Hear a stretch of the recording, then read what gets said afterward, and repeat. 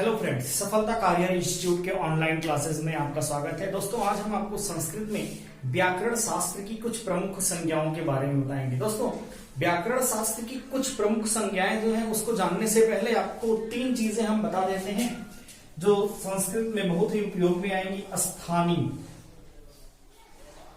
स्थानी किसे कहते हैं? दूसरी चीज है दोस्तों आगम। क्या है? आगम। और तीसरी चीज है निमित्त। क्या है? निमित्त। यह तीन चीजें दोस्तों जानना आपके लिए बहुत जरूरी है। स्थानी को हम एक और नाम से भी जानते हैं, या फिर स्थानी कह लीजिए, चाहे फिर आदेश कह लीजिए। क्या कह लीजिए? स्थानी या फिर आदेश। तो तीन चीजें हो गई दोस्तों, तीन शब्द आपके पास हैं, स्थानी, आगम और निमित्त। ठीक है, तो स्थानी किसे कहते हैं दोस्तों? जैसे किसी वर्ड को हटाकर जब उसकी जगह किसी वर्ड को हटाकर जब उसकी जगह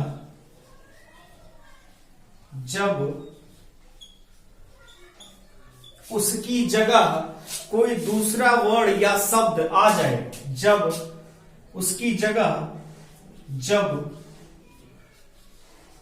कोई दूसरा वर्ड या शब्द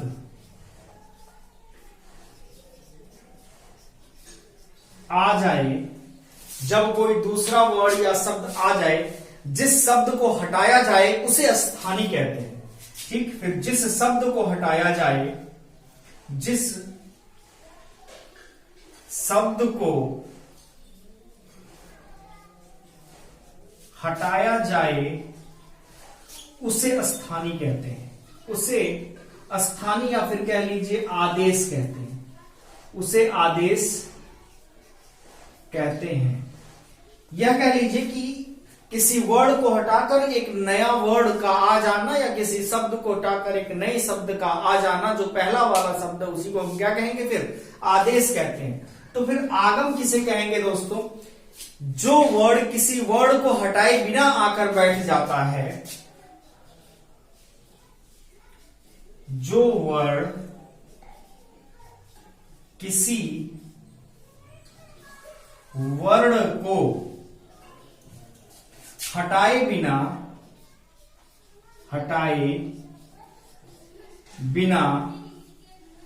आकर बैठ जाता है,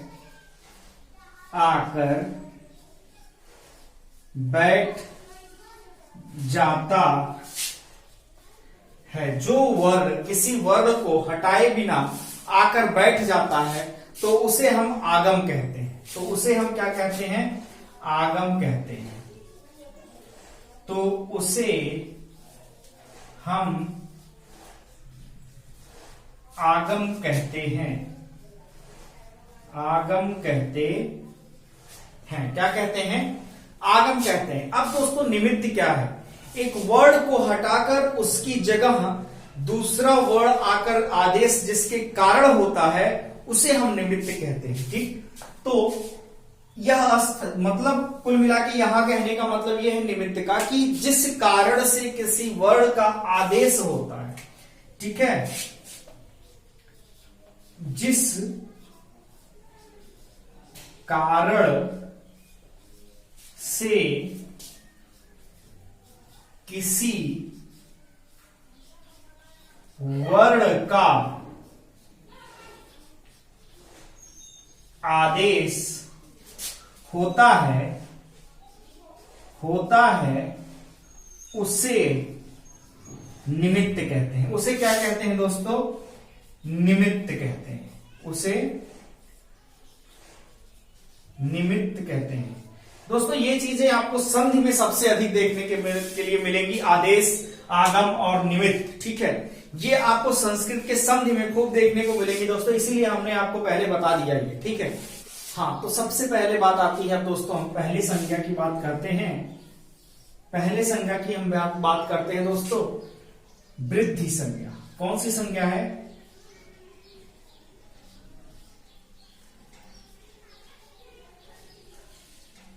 वृद्धि संज्ञा। अब आपके क्वेश्चन में एग्जाम में पूछा जाएगा दोस्तों कि वृद्धि संज्ञा का सूत्र क्या है।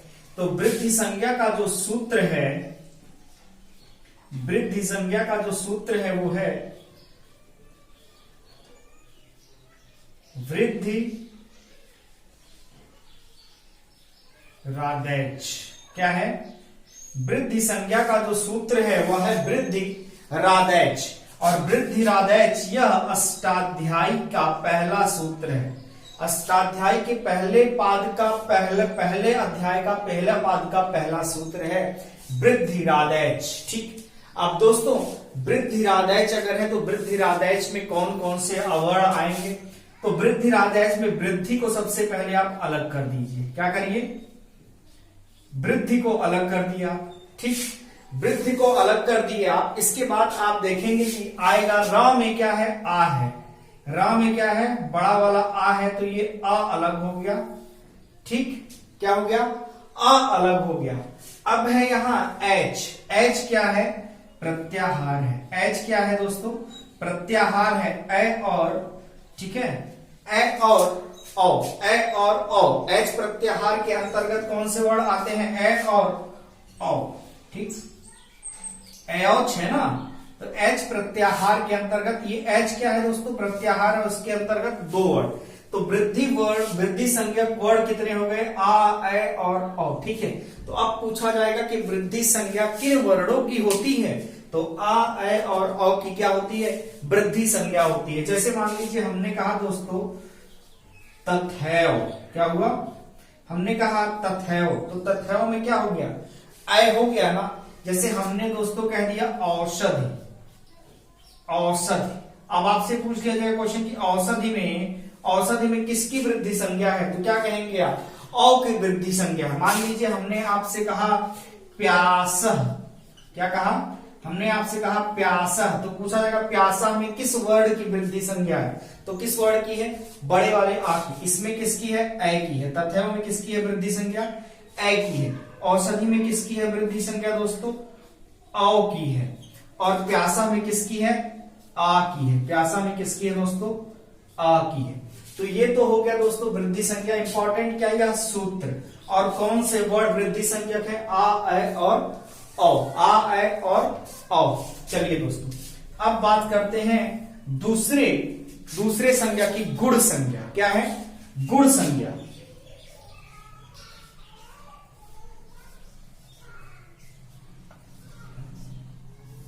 गुण संज्ञा। तो दोस्तों अब बात आती है कि गुण संज्ञा का सूत्र क्या है? तो गुण संज्ञा का सूत्र अदेन गुणा। गुण संज्ञा का सूत्र क्या है?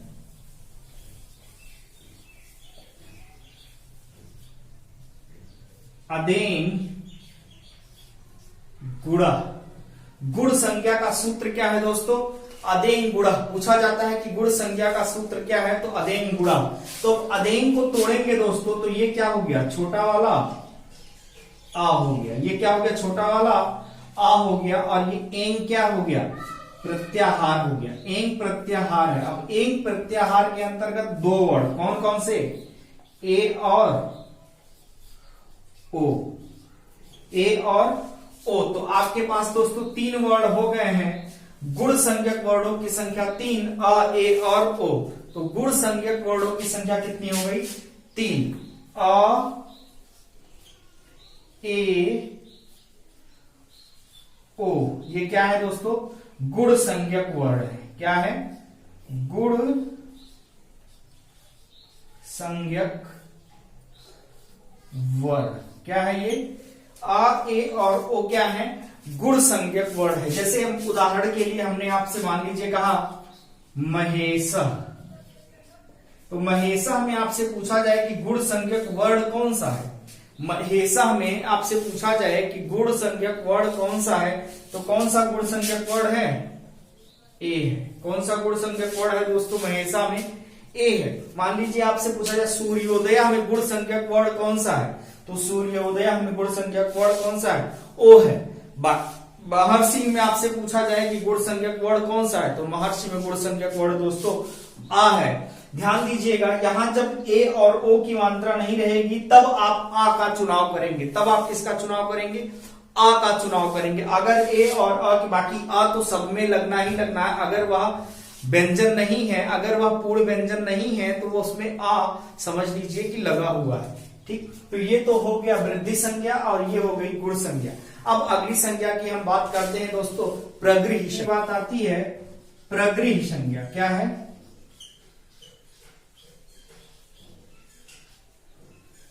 प्रगृह संज्ञा क्या है दोस्तों? तीसरे संज्ञा की बात आती है, तो कौन सी संज्ञा है? यह प्रगृह संज्ञा है। प्रगृह संज्ञा का सूत्र क्या है? प्रगृह संज्ञा का सूत्र, यह बहुत इंपॉर्टेंट है। प्रगृह संज्ञा का सूत्र क्या है? इदु देद द्विवचनम प्रगृहम्। इदु देद द्विवचनम। इदु देद द्विवचनम प्रगृहम्।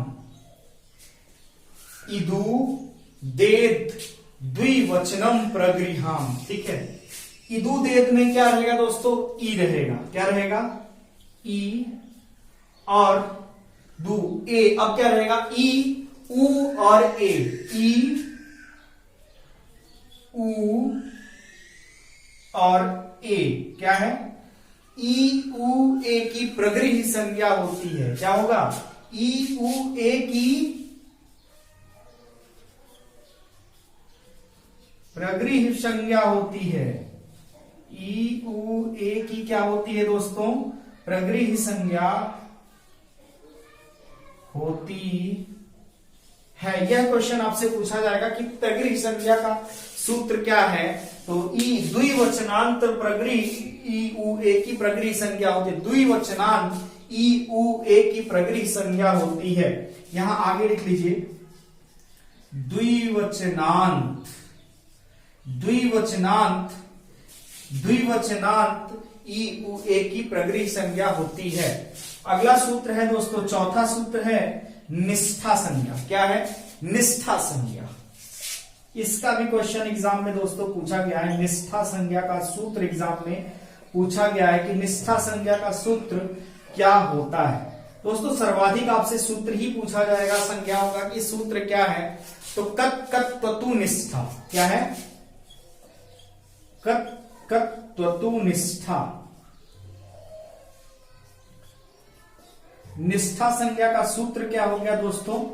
कत कत त्वतु निष्ठा, अर्थात कट और कत्तु ये दोनों क्या है? प्रत्यय हैं दोस्तों। त प्रत्यय को कत नहीं कहते हैं, त प्रत्यय कहते हैं। और तवतु क्या है? प्रत्यय है। ये भी क्या है? प्रत्यय है। ठीक है, तो इन दोनों प्रत्ययों की क्या होती है? निष्ठा संज्ञा होती है। यह दोनों है क्या? प्रत्यय हैं। क्या है? दोनों यह प्रत्यय हैं और इन दोनों प्रत्यय की क्या होती है? निष्ठा संज्ञा होती है। क्या होती है? निष्ठा संज्ञा होती है दोस्तों। इन दोनों प्रत्यय की, कत और कत्तु दोनों प्रत्यय की क्या होती है?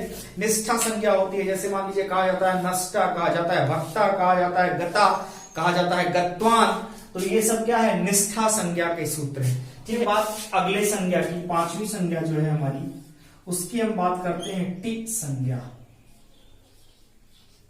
तो टी संज्ञा का सूत्र क्या है दोस्तों? बहुत इंपॉर्टेंट है कि टी संज्ञा का सूत्र क्या है? अचो अंत्यादि टी। क्या है? अचो अंत्यादि। अचो अंत्यादि टी क्या है? अचो अंत्यादि टी। अच, अंत और आदि, ये क्या है? अच। और अच क्या है? प्रत्याहार। ये इतना हो गया अच, ये हो गया अंत और ये हो गया आदि। ठीक, अंत का मतलब बाद में, आदि का मतलब पहले और अच का मतलब स्वर। अर्थात किसी शब्द में जो अंतिम स्वर होगा वही टी संज्ञक वर्ण होगा। किसी शब्द में अचो अंत्यादि किसी शब्द में जो अंतिम स्वर होगा वही टी संज्ञक वर्ण होगा, और उस अंतिम स्वर के बाद यदि व्यंजन है तो वह भी टी संज्ञक वर्ण होगा। ठीक, उस अंतिम स्वर के बाद यदि कोई व्यंजन है तो वह भी टी संज्ञक वर्ण होगा। ठीक है, कहा जा रहा है, जैसे मान लीजिए हमने कहा दही, हमने क्या कहा, हमने कहा दही में टी संज्ञक वर्ण कौन सा है, तो अंतिम में, ठीक है, दा देखिए, द धन आ धन हा धन ई। ठीक, तो द धन आ धन हा धन ई में दही, ठीक है, दही में ई है। ठीक है, तो अंतिम अच कौन सा है, ई है, तो ई क्या हुआ इसमें, टी संज्ञक वर्ण हो गया। ई क्या हुआ इसमें, टी संज्ञक वर्ण हो गया। हमने कहा आपसे राजन, हमने आपसे क्या कहा, राजन। ठीक, अब राजन में टी संज्ञक वर्ण कौन सा है, क्योंकि कहा जा रहा है अचो अंत्यादि, जो अंतिम अच है उसकी टी संज्ञा होगी, और उसके बाद अगर व्यंजन है, उस अंतिम स्वर के बाद भी अगर व्यंजन है तो वह भी टी संज्ञक वर्ण होगा। तो तोड़ते हैं, देखिए, र धन आ धन ज धन आ धन न। अब एक बात बताइए, अंतिम में स्वर कौन सा है, आ है, तो टी संज्ञा हो गई, यह क्या हो गया, टी संज्ञा हो गई इसकी।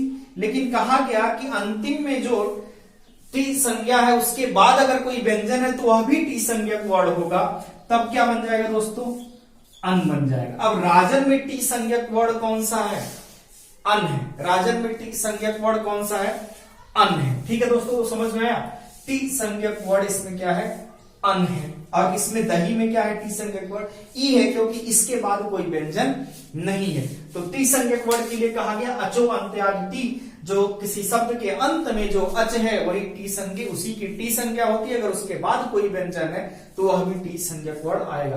अब अगली संज्ञा है सत संज्ञा। कौन सी, सत संज्ञा।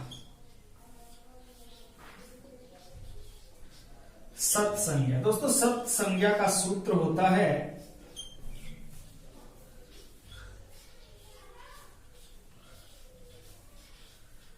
सत संज्ञा का सूत्र होता है तौ सत। क्या होता है, तौ सत, अर्थात सत्री और सानच प्रत्यय की, सत्री और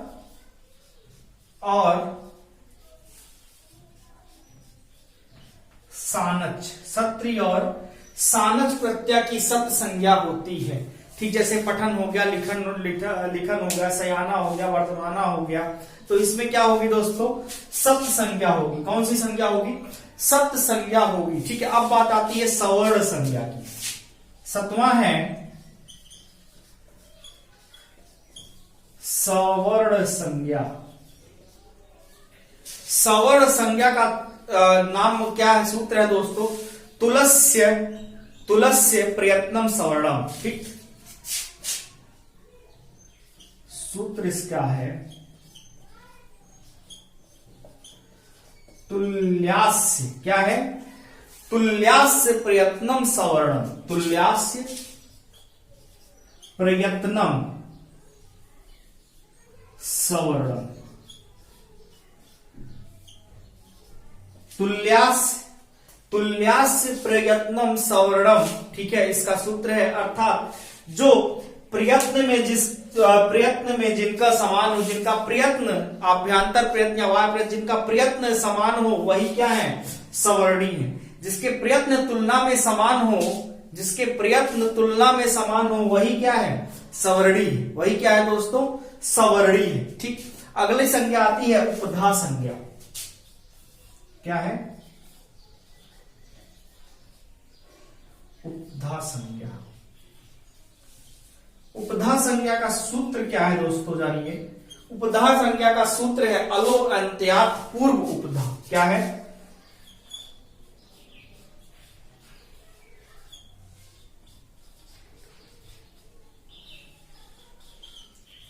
अलो अंत्यात पूर्व उपधा। क्या है,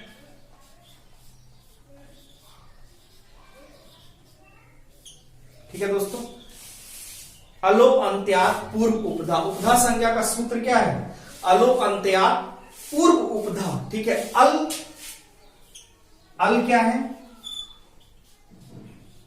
प्रत्याहार है। अल क्या है? प्रत्याहार है। फिर हो गया क्या? अंत। फिर क्या हो गया? अंत हो गया। अलो अंत्यात पूर्व उपधा, अर्थात किसी शब्द समूह में जो अंतिम वर्ण है, किसी शब्द समूह में जो अंतिम वर्ण है उसके ठीक पहले वाले वर्ण की उपधा संज्ञा होती है। किसी शब्द समूह में जो अंतिम वर्ण है उसके ठीक पहले वाले वर्ण की क्या होती है? उपधा संज्ञा होती है। जैसे मान लीजिए हमने कहा मम, तो म धन आ धन म। अब कहा गया कि अलो अंत्यात पूर्व उपधा। ठीक है, किसी शब्द समूह के अंत में जो वर्ण है उसके पहले वाले वर्ण की उपधा संज्ञा होती है। तो यहां मा धन आ धन मा में मा अंतिम वर्ण है, इसके पहले वाले वर्ण की उपधा संज्ञा होगी तो क्या हो जाएगा? आ हो जाएगा। क्या हो जाएगा? आ हो जाएगा। जैसे मान लीजिए हमने कहा राम, हमने क्या कहा? राम कहा। अब राम में र धन आ धन म धन आ। ठीक, र धन आ धन म धन आ। ठीक है, र धन आ धन म धन आ। ठीक है, तो कह रहा है कि इसमें उपधा संज्ञा किसकी है? तो उपधा संज्ञा किसकी है इसमें? मां की। उपधा संज्ञा किसकी है दोस्तों? मां की उपधा संज्ञा है इसमें। राम में किसकी उपधा संज्ञा हुई? मां की। क्योंकि जो है यह अंत में वाले वर्ण से पहले वाला वर्ण क्या है? मां है, इसलिए उपधा संज्ञा किसकी हुई? मां की हुई। ठीक है, अब ये संज्ञा दोस्तों आती है नौवीं संज्ञा, आपको बताना हुआ है। ठीक है, हमने आपको 8 बता दिया। नौवीं संज्ञा है नदी संज्ञा। क्या है?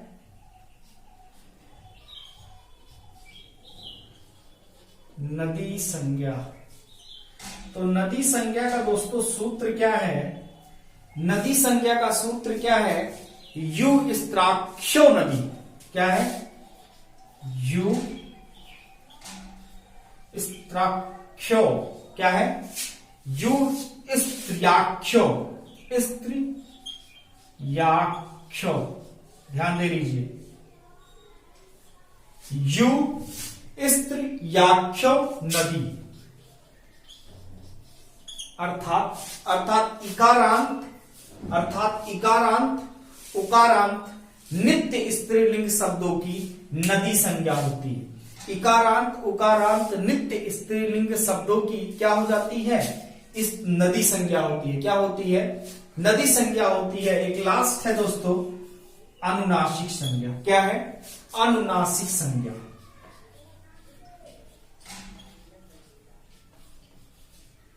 अनुनासिक संज्ञा। तो अनुनासिक संज्ञा का सूत्र है, अनुनासिक संज्ञा का सूत्र है दोस्तों मुख नासिका वचनों अनुनासिका। मुख नासिका वचनों अनुनासिका। मुख नासिका वचनों, मुख नासिका वचनों अनुनासिका। क्या है? मुख नासिका वचनों अनुनासिका।